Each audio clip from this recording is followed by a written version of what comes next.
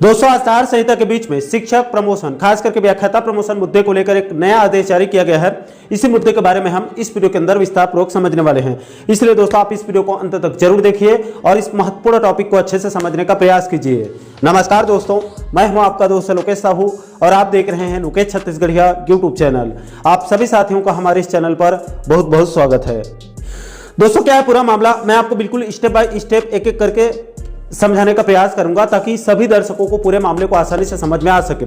तो देखिए दोस्तों, दरअसल पूरा मामला यह है कि व्याख्याता प्रमोशन में बीते साल 2024 में श्रवण कुमार प्रधान और उनके अन्य साथियों की तरफ से अधिवक्ता गोविंद देवांगन जी के माध्यम से बिलासपुर हाईकोर्ट में एक याचिका दायर करके यह मांग किया गया था कि व्याख्याता का पद उच्च पद है, इसलिए इसमें शिक्षा की गुणवत्ता को भी ध्यान में रखते हुए सिर्फ बीएड वालों को मान्य किया जाए, इसमें डीएड वालों को बाहर रखा जाए। जिसकी लंबी सुनवाई के बाद बिलासपुर हाईकोर्ट ने याचिकाकर्ताओं यानी कि श्रवण कुमार प्रधान के पक्ष को सही मानते हुए बिलासपुर हाईकोर्ट के डबल बेंच ने 26 जुलाई 2024 को अपना अंतिम फैसला सुनाते हुए राज्य सरकार को निर्देश दिया कि एनसीटी के 2014 के रूल को फॉलो करते हुए छत्तीसगढ़ स्कूल शिक्षा सेवा भर्ती तथा पदोन्नति नियम 2019 में बदलाव करते हुए व्याख्याता पदोन्नति में सिर्फ बीएड वालों को ही मान्य करने के निर्देश दे दिया।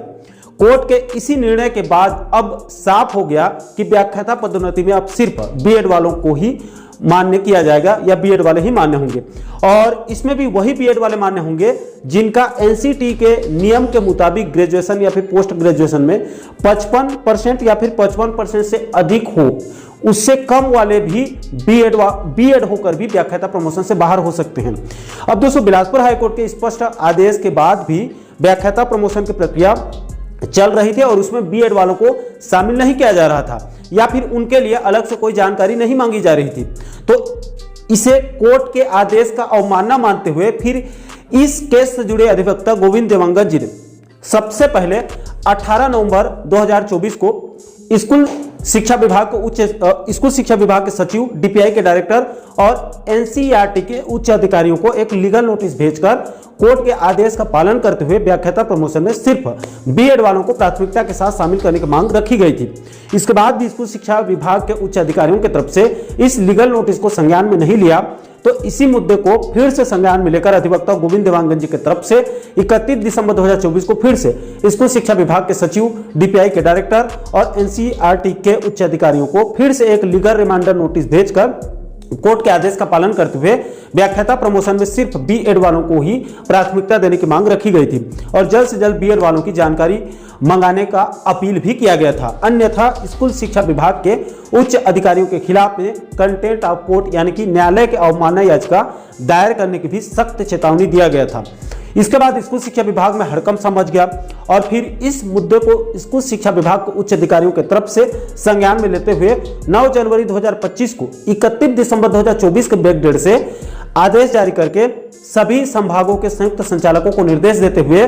प्रधान पाठक प्राथमिक शाला शिक्षक और शिक्षक एलबी से व्याख्याता प्रमोशन में ई और टी दोनों संवर्गों से 1 अप्रैल 2023 की स्थिति में जारी वरिष्ठता सूची के अनुसार सिर्फ बीएड स्नातकोत्तर वालों की गोपनीय चरित्रावली और अचल संपत्ति के विवरण को 10 जनवरी 2025 तक अनिवार्य रूप से जानकारी को मांगी गई थी। अब दोस्तों, डीपीआई यानी कि स्कूल शिक्षा विभाग के इस आदेश का पालन करते हुए कई संभागों और जिलों से व्याख्याता पदोन्नति में सिर्फ बीएड वालों की जानकारी को भेजी गई, लेकिन अचानक जानकारी मंगाने से कई जिलों और संभागों से बीएड वालों की जानकारी भेजी नहीं गई थी। इसलिए डीपीआई ने इसी 30 दिसंबर 2024 के आदेश के संदर्भ में कल 29 जनवरी 2025 को फिर से एक आदेश जारी करके सभी संभागों के संयुक्त संचालकों को फिर से निर्देश दिया गया कि पूर्व में इस संदर्भित पत्र यानी कि 30 दिसंबर 2024 के आदेश के द्वारा प्रधान पाठक प्राथमिक शाला शिक्षक और शिक्षक एलबी से व्याख्याता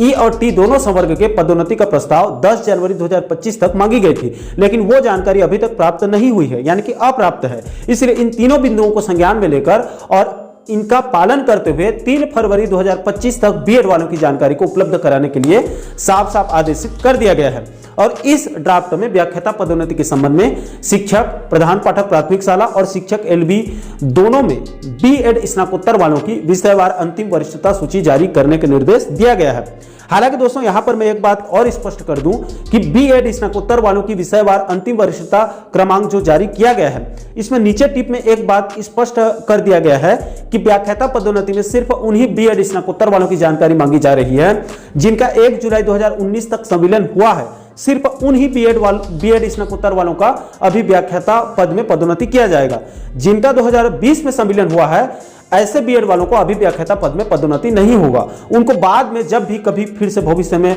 फिर से व्याख्याता पदोन्नति होगा तो उसमें उनको मौका मिल सकता है। लेकिन अभी फिलहाल सिर्फ 1 जुलाई 2019 तक के संविलियन वाले बीएड स्नातकोत्तर वालों का ही व्याख्याता पदोन्नति संभव है। तो दोस्तों संक्षिप्त में पूरा मामला यही है कि कोर्ट के फैसले का पालन करते हुए डीपीआई ने व्याख्याता प्रमोशन के लिए 30 दिसंबर 2024 को बैक डेट से एक आदेश जारी करके 10 जनवरी 2025 तक बीएड स्नातकोत्तर वालों की जानकारी को मांगी गई थी। लेकिन तय समय सीमा में सभी जिलों और संभागों से जानकारी उपलब्ध नहीं होने के बाद उसी 30 दिसंबर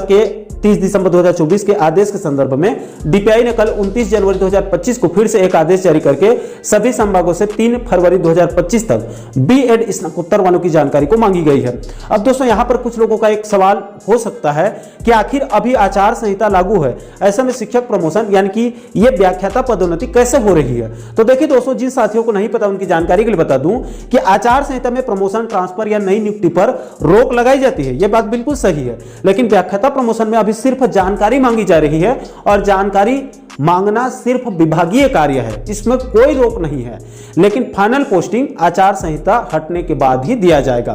तो आशा करता हूं दोस्तों कि आप इस वीडियो के माध्यम से व्याख्याता प्रमोशन से जुड़ी इस महत्वपूर्ण टॉपिक को बिल्कुल सरल शब्दों में आप अच्छे से समझ गए होंगे। दोस्तों इस पूरे मामले को लेकर आप लोगों की क्या राय है? आपके हिसाब से व्याख्याता प्रमोशन में सिर्फ बीएड वालों को मान्य करना सही है या फिर इसमें डीएड और बीएड दोनों को मान्य किया जाना चाहिए? इसको लेकर आप क्या सोचते हैं? आप लोगों की क्या राय है? नीचे आप लोग कमेंट बॉक्स में अपनी प्रतिक्रिया आप लोग जरूर साझा कीजिएगा। और दोस्तों आप आगे भी प्रदेश के कर्मचारियों और पेंशनर्स बंधुओं के साथ साथ और भी अन्य जरूरी मुद्दों पर वीडियो देखना चाहते हैं तो आप हमारे चैनल को जरूर सब्सक्राइब कर लीजिएगा ताकि आने वाले सभी नए वीडियो को नोटिफिकेशन आप लोगों तक तुरंत पहुंच सके। दोस्तों अभी के लिए फिलहाल इस वीडियो में इतना ही, मुझे दीजिए इजाजत। मैं मिलता हूं आपसे एक और महत्वपूर्ण टॉपिक के साथ, महत्वपूर्ण मुद्दों के साथ। तब तक के लिए जय हिंद, जय छत्तीसगढ़।